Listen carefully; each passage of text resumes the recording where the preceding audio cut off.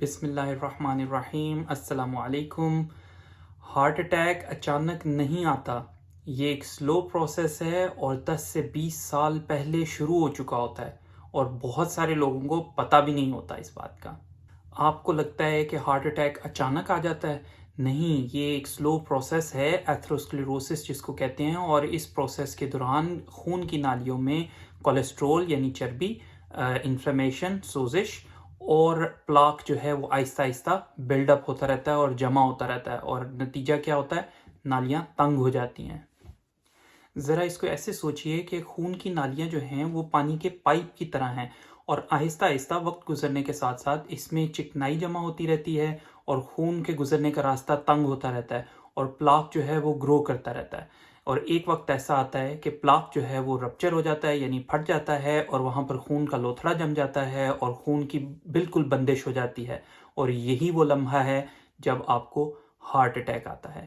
مسئلہ یہ ہے کہ یہ ایک سائلنٹ پروسیس ہے، اور اس کے دوران آپ کو کچھ علامات آ سکتی ہیں، جیسے کہ سینے میں درد، بوجھ یا جکڑن یا جلن کا ہونا، سانس پھولنا یا معمول سے زیادہ تھکاوٹ محسوس ہونا، لیکن اکثر لوگ ان علامات کو اگنور کر دیتے ہیں۔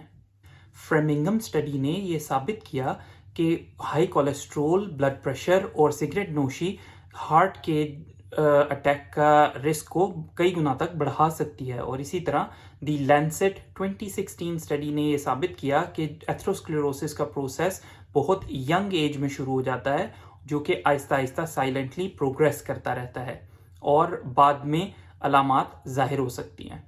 لیکن اس سب میں ایک اچھی خبر بھی ہے، اور اچھی خبر یہ ہے کہ آپ اس پروسیس کو سلو ڈاؤن کر سکتے ہیں یا ایون ریورس بھی کر سکتے ہیں، اور اس کا طریقہ کیا ہے؟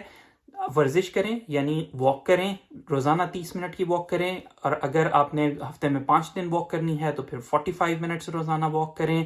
نمبر 2، تمباکو نوشی ترک کر دیں، سگریٹ کو بائے بائے کر دیں۔ نمبر 3، اپنا وزن اور بلڈ پریشر کنٹرول میں رکھیں اور اس کو چیک کرتے رہیں۔ اور نمبر 4 یہ کہ اپنی ڈائٹ کا خیال رکھیں، نمک، چکنائی یعنی فیٹس، ڈیپ فرائیڈ فوڈ، میٹھا، پروسیسڈ فوڈ، جنک فوڈ، اس سب سے پرہیز کریں۔ تو یہ سب چیزیں آپ کے رسک کو ریورس کر دیں گی اور ایتھروسکلیروسس کو اس کے پروسیس کو سلو ڈاؤن کر دیں گی۔ یاد رکھیے، ہارٹ اٹیک اچانک نہیں آتا۔